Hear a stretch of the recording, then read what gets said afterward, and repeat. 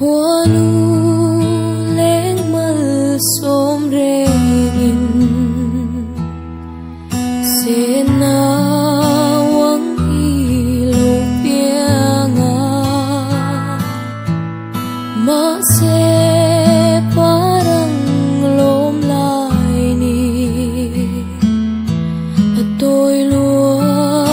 em o boy te o ka shai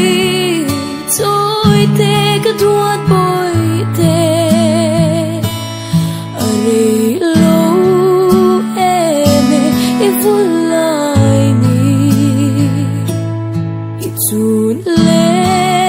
Zua shil kan hai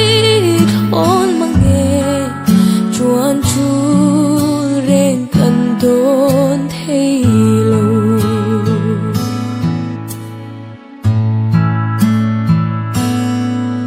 zan ril hayang lo chhungin kan the nem puan ka chu Shilka hai kho nghe om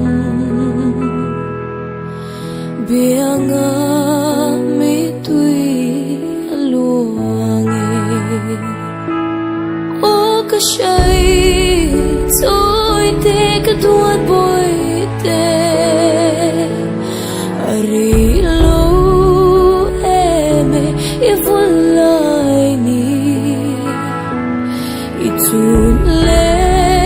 zua shil kan hai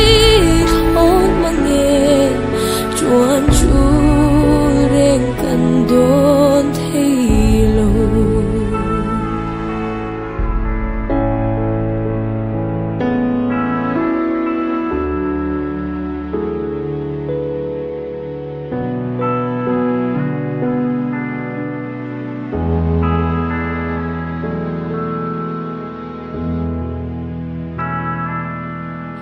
Thế dung chẳng sẽ chu nun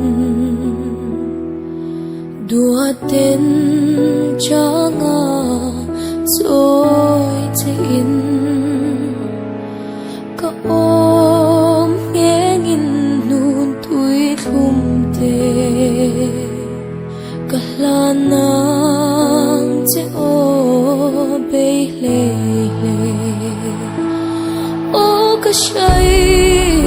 tôi te ka duat boy te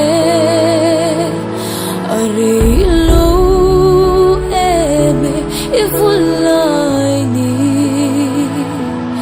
itu le zua shil kan hai thon mange chuan chu reng kan don